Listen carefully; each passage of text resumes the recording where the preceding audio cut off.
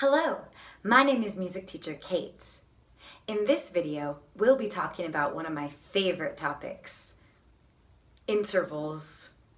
The word interval means the distance between two pitches, so an interval is a kind of musical measurement.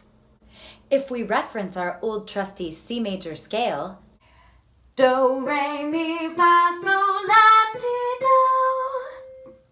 Do, re, mi, fa, sol, la, ti, do. If an interval is the distance between two pitches, then from C to D, that's an interval.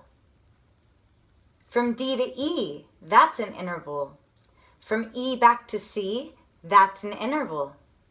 From C all the way up to treble G, that is an interval. So how do we talk about these intervals? When we take the pitches that are diatonic to the major scale, meaning that they naturally belong in the major scale, they are a part of what creates the major scale.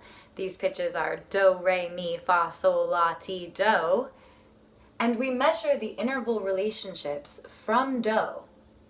We see that from do to re, there's a major second.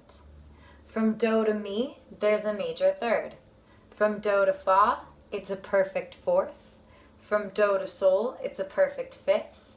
From do to la, it's a major sixth. From do to ti, it's a major seventh. From do to do, it's an octave.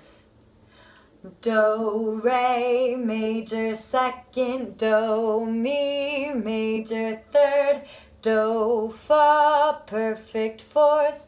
Do, sol, perfect fifth. Do, la, major sixth. Do, ti, major seventh. Do, octave.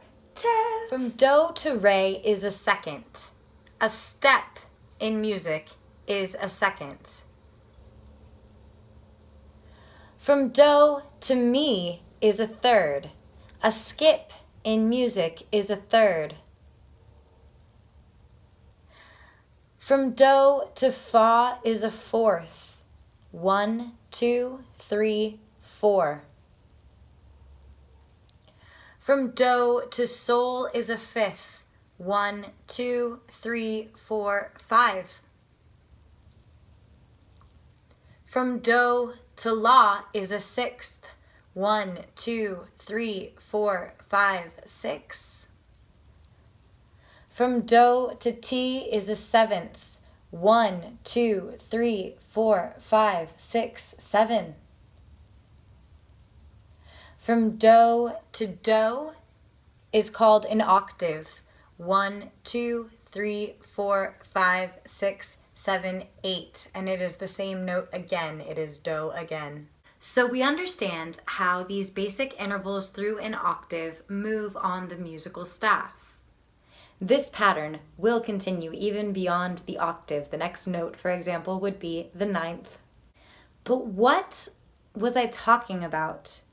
When we were looking at the diatonic intervals of the major scale, I called some of them major, some of them minor, and especially, why are some more perfect than others? The verbiage around the perfect interval is a reflection of how Western tonal music values harmony.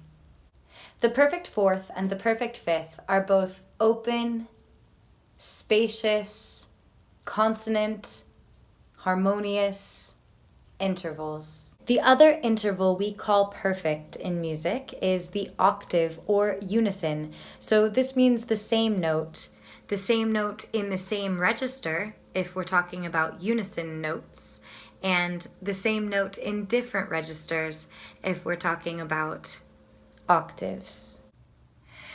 If we measure our chromatic intervals from do, up a half step is called D. This same pitch can be called raw if it is flat 2. Sharp 2 would be called re. This can also be called me in the case that it is the minor third. Do to fa we know is a perfect fourth. If we sharp our 4, we call it fi. Do to sol is our perfect fifth. If we flat our fifth, we call it say. If we sharp our fifth, we call it si. Do to la creates a major sixth, so do to lay, a half step lower than la, creates a minor sixth. Do to ti is a major seventh, so down a half step to te, do to te creates the minor seventh. Do to do up here creates an octave. Do twice down here, well, that's unison. Do to do is unison. Do to D is a half step. Do to re is a minor second. Do to re is a major second. Do to re is sharp 2. Do to me is a minor third. Do to mi is a major third. Do to fa is a perfect fourth. Do to fi is a sharp 4. Do to se is a flat 5. Do to sol is a perfect fifth. Do to si is a sharp 5. Do to lay is a minor sixth. Do to la is a major sixth.